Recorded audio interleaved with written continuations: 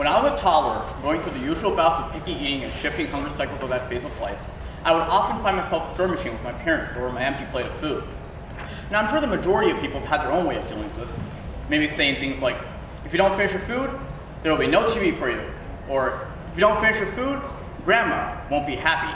And, my personal favorite, other people have it worse than you.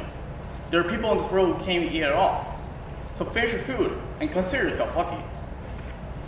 All of these might work, and especially on easily influenced toddlers. But the last one shouldn't. Grounding is temporary, and grandma loves you unconditionally.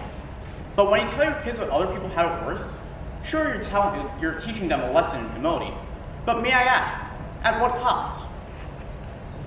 I consider myself a very mundane person. I'm an only child. I don't do much for extracurriculars. And my after-school routine consists of taking a nap, waking up for dinner, doing homework, and going back to bed. I haven't been through any of the profound, life-changing events that a lot of my peers have been through. I haven't been through death, a breakup, a fight, or anything to that extent. So when I find myself feeling sad and or jealous about something, I question it. Because when I look at the life I've led, I really have no reason to feel those things.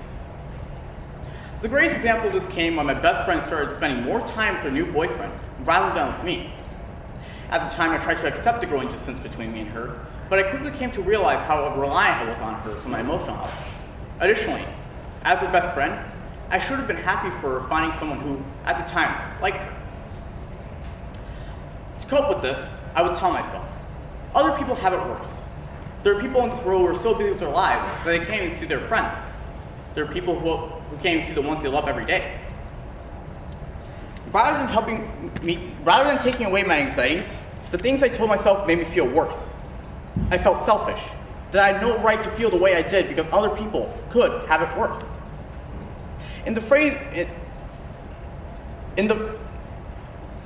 Take another example from another of my good friends. She doesn't live in the most stable household, and to cope with this, she likes to tell herself, at least I'm not homeless. But rather than helping her cope, it does the exact opposite.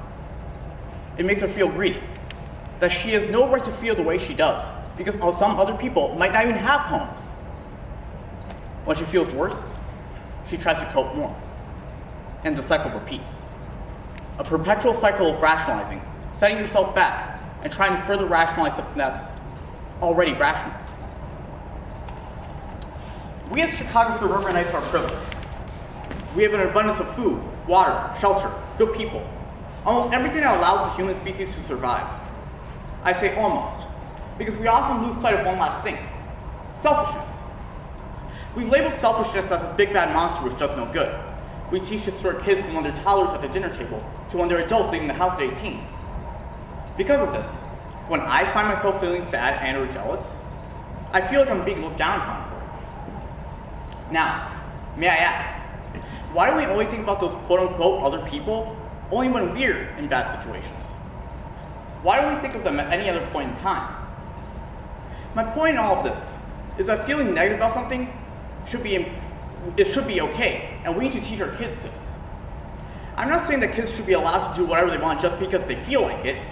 I'm saying to not be selfish at the dinner table, but be selfish when it comes to feeling negatively towards certainly valid things, like that idiot boyfriend. So now I ask you, because we've all been through things like me and my friend have, situations like me and my friend have. When you're going through that situation, did you allow yourself to feel the burn that those emotions gave you?